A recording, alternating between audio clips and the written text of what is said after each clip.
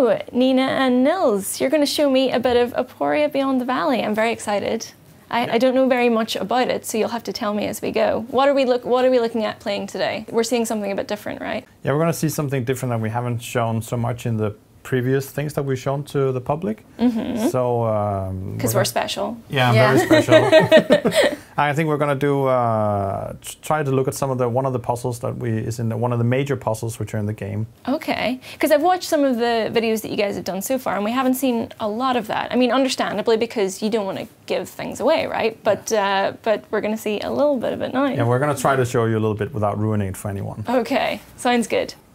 So yeah, there will be a bit of spoilers, but hopefully it will also be fun. So let's click resume here. And right now we are in the ruins somewhere in our world. And so roughly when in the game is this taking place? It's like 2/3. Okay. Yeah. So we've been exploring a bit. If we had been playing the whole game, and now we're getting a bit further into the open world. It's very pretty. Thanks. Thank you. So like this is right outside one of our first major puzzles. Okay. And there are actually different access ways to this puzzle, but to give you the best view, let's take a little bit of a different one. Yeah. So as you've probably seen, you can turn on lamps in our game, so let's do that, even though it's daytime. Where's our glow stick? Where's our magical glow stick? It's right here. It is. Yeah, there it is. The most fabulous rave you've ever been to. Yeah, it's like when they partied in the old days, they would like, They'd get high on runes and just thrash it out on a mountainside. Yeah. What is the official name for this little gadget? It's the vial, which has a great part in both our story and in our gameplay. Right, because the story, I mean, obviously story is a very important part of this game, but it's all done through visual touches, right? There's no dialogue or anything. What was the reason for you guys for doing that? I think it's we really like the idea of people sort of interpreting the story and not getting everything sort of shoved down their throat all the time. I think a lot of sort of the inspiration comes from a great mystery is the lack of information, and trying to figure out what's going on is what we all like about mysteries. Yeah. And I think we wanted to sort of try to push that to the limit and see if we could really do something. Because I really like the way it's told through, like, you know, little images and sort of hieroglyphs, I guess, that you find like dotted around. It feels like figuring out the story is a reward in itself. Yeah. Like, not everyone will be able to piece it together, maybe, or piece it together Hopefully, as well. I think our ambition is that everyone will sort of get the main lines of the story. I think there is this type of game has been done before. It's not new to tell a story without text or dialogue, but the way that we hopefully will do it here is that it's going to be a very specific story. So it's not sort of thematical or in the sense that you've seen earlier. Right. So I hope that people will understand the main sort of lines of the story and get a catharsis, which is really important to any good stories, that you sort of feel satisfied when you walk away. Sure. But then there's a lot of small things and sort of names or characters and their relations and small side stories and stuff that you'll be able to interpret and think about, and which sort of grow in your imagination. But today we're not going to talk so much about the story. So this is a very big puzzle. And the first thing you will see when you walk into it are these weird valves that we have down there. Yes. And now I just realized that maybe I should have jumped down there. But we will get there. It's all part of the exploring. Yeah, and actually, like, when you get in there, you most people try to turn them, but you can't. Okay. And that's because, as you might be able to see, this was an old aqueduct. And they're supposed to, you're supposed to lead water into the different basins. So let's go ahead a little further. And so I assume you can take fall damage, like if you just jumped over the edge there. Of course, I mean, that would be ridiculous if you could. Yeah. So let me just showcase one of the other mechanics. So like, we have seen it a bit before, but like when you have your vial plants close react to the plants, yeah, the plants react to it. And now I'm able to climb this vine ladder. Yum. So how long have you guys been working on this now so far? About 2.5 years. So it's been a... Oh shit, I'm out of juice. That's actually a very bad place to get stuck. Let's see if we can work around it. Wow. Oof. There are different ways. All right. Because this started as like a university project, right? It did. It did. It started as a sort of, it's just a small research project where we wanted to look at the storytelling and how that worked. And from there it's been multiple prototypes and prototypes and whatever. And now it's sort of grown into a full game. What's kind of changed the most over that whole process? It's become a more entertaining experience, I think. Yeah. No, the game was quite different back then. Both, like, it's because we've been learning a lot, of course, but also the game is so much bigger now. Right. And because it can be bigger, I guess. More resources and things like that. Of more course, time. I mean. And also we are more people being in on the design now. Like one of our main features of the company is that we don't have a dedicated game designer. Right. So we all participate in the design and sort of in on the experience. And I like what you're doing right there, right now. You're kind of like pulling the mouse in that sort of motion. It's very like kind of like gestures and stuff. Like. Yeah. It's one of our like analog mechanics. So like here we are. And oh shit, I'm still out of juice. Is there something over there behind you? I thought I saw something glowing on the far wall. Really? What? We were lucky. I am hoping that this will be enough to open. Yeah.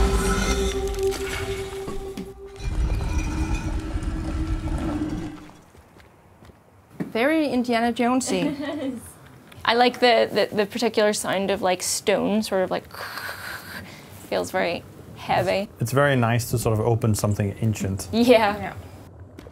And it's also because we have a very skilled sound designer and composer, Nils, who has been doing all the sound and the music in the game.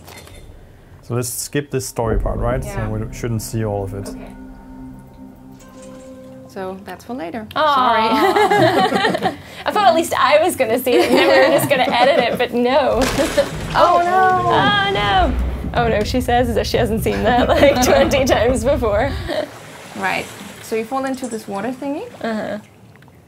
And you have to like swim around. So obviously this was where the ancients kept all their water. And apparently, yeah. So we might be able to lead water back to the valley so that we can water things. Oh, sorry, dude. There's a dead guy there. There's just a dead guy. He wasn't wearing any clothes, apparently. He was just running naked through the tunnels. Always do. No judgment here. Oh! So there we have the analog mechanic again. No! Where you sort of... Wiggle the mice. Yeah, exactly. Shake it like a Polaroid picture. Exactly. And there we go. All right, so what to do now? Okay, well, we've raised the water level. I wonder.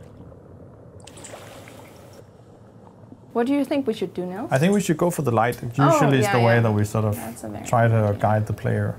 Right, having like, so because no one's telling you where to go, you need to have visual signposting. You need to figure it out. And that's been a big part of sort of designing a story that people would pick up to lead people. Kind of reminds me of, I mean, in Journey, which is kind of an obvious example, I guess, because it didn't use dialogue or anything, but it had the signpost of the mountain. You always knew from the very beginning you were headed towards the mountain, so it was kind of always a safe bet that that's where you should head next. So obviously you cannot swim in the water forever. Either that will also give you damage if you stay down there for too long. So right now we have a problem. Okay. Because Yeah, now the buoy that was floating before is now underwater, so we need to figure out how. And here we're actually, instead of light, we're sort of trying to use sound to guide the player. So I think it's not very loud right now, but you can sort of hear that something is trying to... Yeah. So sound is also a very big part of the game. And oh, interesting. Never seen that before. Yeah, so we need very to pull powerful ancient mechanics. High-tech stuff. Ooh. Oh, there we go. Oh, now we're draining the water. Oh.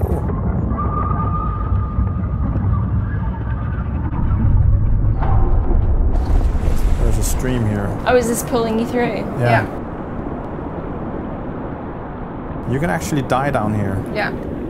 So you need to be a little... Swim with the current. Yeah. Oof. And you land in this basin. Oh shit, I'm about to die. But I didn't. Ah, there you are. All right, so you land here. Nice. And now everything is filled up with water. Oh, you could just stay here. This is like a really nice it's like an infinity pool. Yeah, exactly. We can just chill in the pool. Yeah, get some snacks. Scenery. Yeah. I'd like to camp here. All right. So let's try to get out of the water. And there we go. All right. So we can see that the water... Yeah, now it's flowing into the basins. Oh, nice. Should I jump? Do it. Do it. Be a daring person. Be bold. I would, for the record, also do this in real life. Woo! Oh, it worked. Yay. So the main goal in this puzzle, I guess we can sort of divulge that, is throughout the game you need to get the pieces, some different pieces for a key. So we're after this thing here. Yeah, obviously we can't get there until we sort of put water in this stepwell to get into the middle. So the task now is to sort of follow the water and lead the water. I see. So you're going to have to open up certain pathways for it to get in. Exactly. And I mean, it can be quite overwhelming, and it is a little bit. I always find that with like these kind of big open areas, and it's always been the case in games from dungeons from years and years ago. It's like it's kind of a bit intimidating. You're like, I don't know which corner to start from because I don't want to miss anything. I think we tried to do different size puzzles. I think this is one of the biggest puzzles, and it's sort of the idea is for it to be overwhelming. Yeah. And difficult to just solve only by logic, but also you also have to use your eyes and sort of explore the area and figure out how it works. Sure. But it is good that you give certain vantage points where you can kind of like player can sort of overlook the entire situation. All right, so what's going on now is that all of these valves control this sort of I see. What's it called in English? A sluice, I suppose? Yeah, exactly. And they can only lead the water 90 degrees. Okay. So, as you can see, the other parts here. So you kind of need to find a way that you can lead the water around. And right now it goes over here. So what way should I go? To the left. All right. So let's try to move it to the left. And now the water is redirected over here. And then we have also these underground sort of tunnels with water that can works in a similar way. We try to use like Moroccan style, I guess it is, or Persian style patterns to so the player can see how the water is guided underneath the thing. Yeah. Yeah, we're very inspired by trying to combine different kind of ancient cultures. Oh yeah. There's sort of a field within history that's called, I think it's epistemology or something like that. I don't know it in English, but the idea is it's sort of the fall of civilizations. Right. So you've drawn from lots of different inspirations there. all sort of fallen civilizations. It must be really fun to sort of research all that. Yeah, and it's kind of been piece it together. Tremendous. Definitely, and I can tell you a little secret. For one part of this puzzle, we were actually inspired by the mechanism that flushes toilets. Oh, and really? maybe you can guess which one it is if you play it yourself. Okay. What is this? Oh, so So can you remember which way we actually directed the water the first time? I think we did it the wrong way the first time, did we? Damn it. No. Oh. I won't look at the other hints because I kind of want to figure it out myself. Yeah. So Yeah, we went. I think it was already where it was supposed to be on the first one. Ah, really? Damn it! I should have known. Yeah. So like this is also an example of a puzzle where we don't use the vial, but use other mechanics. But the vial's pretty crucial to the whole game. The goal is to direct the water around so that the water level will eventually rise. Yeah. And you can just swim across. Exactly. Yeah, this is inspired by an actual place in the well. Yeah, it's a step well. It's an Indian step well, so you walk. The idea is that there's stairs everywhere, all the way to the bottom. So it doesn't matter how low or high the water is, you can always get down to the to the water mirror. Is that what you call it? Like the surface of the water? Yeah. Yeah, so we sort of drew from many different cultures to... There are also these weird stones that you can... Oh, now I picked it up. Great. Not sure what it's supposed to be used for, but we'll see. So should we get back into the world a little bit more? I think we should go back to maybe to the forest or... Yeah. All right. So besides all the big puzzles, we also have and the environmental puzzles and sort of finding your way around the world. We also have tiny challenges along the way that you can solve, which are less complicated than the big ones. So not all of the game is completely open like this, though, right? Or is it? I mean, can you literally are they all just situated in the world, and the player can kind of approach them in any sort of order? There's a big chunk in the middle which is open world, so there's sort of two linear paths on each end, and that's to sort of guide the player in the beginning to learn how the game functions and sort of get into the story. And the open world is where you sort of play the game, and then there's I would call it an ending to it. Okay. Where it's sort of linear again. All right. Oh wow. Okay. This is one of the smaller puzzles, which we call the water puzzle. Also that. So if I jump, you can see that there's actually a lot of water. It's like filled right to the brim. So what do you think you're supposed to do in this one? So I guess you're supposed to displace the water somehow. Are you meant to fill all three, or are you meant to get rid of it all, or? Yeah, I wonder, because there's this glow line going from that point, and here there's something interesting. Oh, okay. So this looks like it's going to play some story piece. Yeah.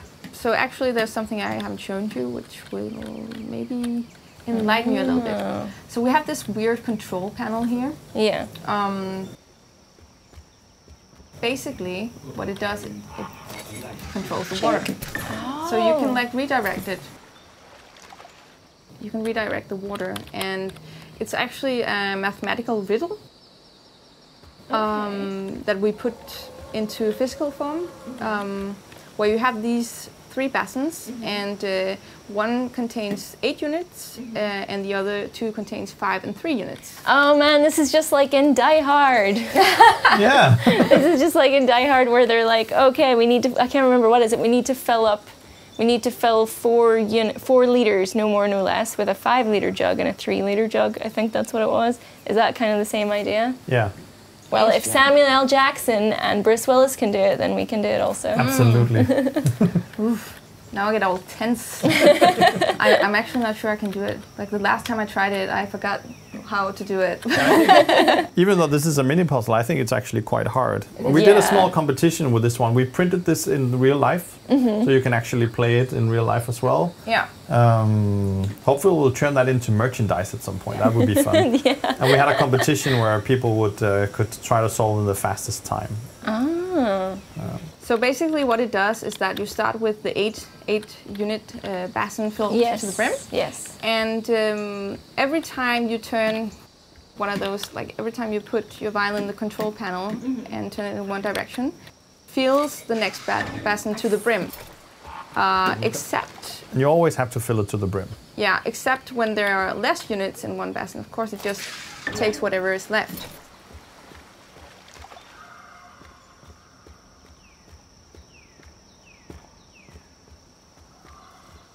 The goal is to get 4 into the big one, and that will unlock this interesting thing over here. So that's one of the mini puzzles. It's also far the hardest one, so I won't give the solution here because I think that people should struggle for themselves. Yeah, let's run down to the. Maybe you can run down to the warden circle and just show the little secret that you showed earlier. Yeah, we have a ton of little secrets actually around the open world area, and there's a lot to explore. It does look huge. Yeah, we shouldn't tell all the secrets. Nope.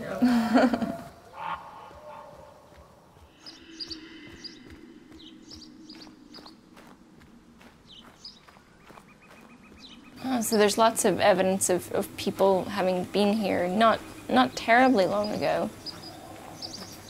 Yeah, I mean, it's kind of up to your own interpretation to figure out how long it's been, you know, since people actually lived here.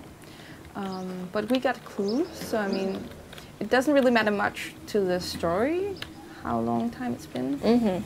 Oh, but let's have some of that. Juice. Juice. I kind of need some juice. I'm all out. Lots of vitamin C. Yeah, exactly. Ooh, look at that. That looks interesting.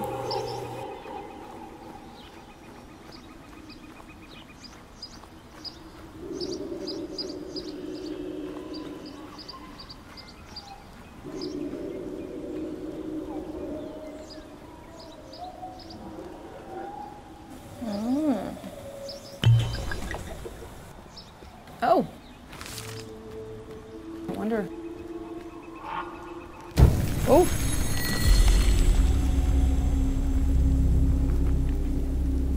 Ominous. Oh. We've done something. Something's turned on. I guess why would you need that? Oh, why would you? Symbols.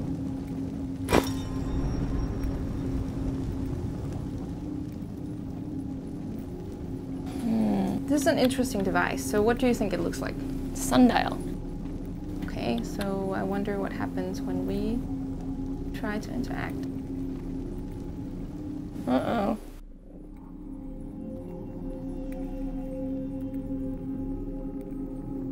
So there's a fully implemented time of day system. Oh, wow, okay.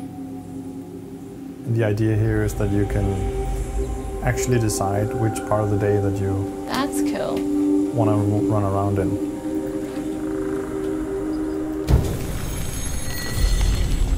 Yeah, so the fire goes out when you changes the time of day, and you need to Relight.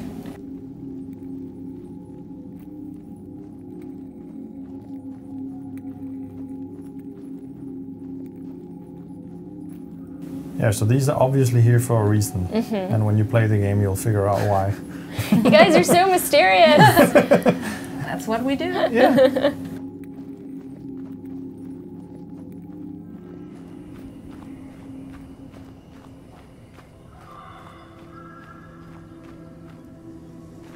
Gosh, A little it's scary. very atmospheric. Yeah, It's a little yeah. scary in here. What if I turn off the light? I know, I won't use up all my vial juice. I wonder. But yeah, we have this biggish forest that, where people tend to get lost. And this is also very scary. So whatever all this glowing stuff is, it seems to be at the center of whatever. So like, no. It's pretty bad for me if I go in here. No. And oh, I think it's coming from here. So maybe if I like close it Oh, that's good. Oh, there we go. Oh wow, that was instantaneous. So it's not super good for nature. No, the plants are taking it back now. They're making sure that doesn't open again. Yeah. Secrets. So many secrets. Ooh. Delicious orange juice for everyone. Yeah. Yeah. More orange juice.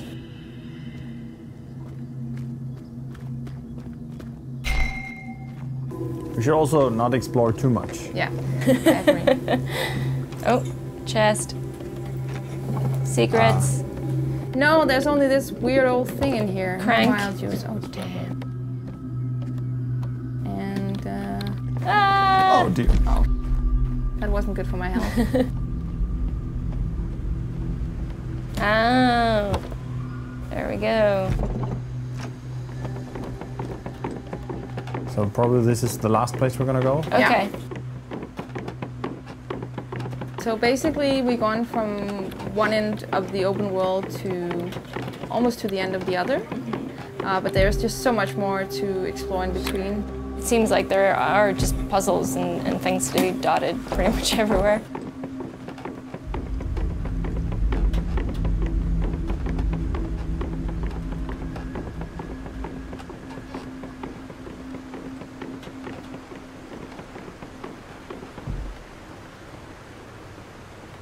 Yeah, so I guess maybe this is the end? I think this should be the end. I think this is a really good place to end. Okay, well, thank you so much for showing us. You didn't give us anything away, but I guess that's fine because the game is coming out quite soon, right? Yeah, it's coming out in a week. A week? Okay, A well, week fine. from now. Don't have too long to wait then. Well, Nils, Nina, thank you so much. Thank you for Thank having you. us.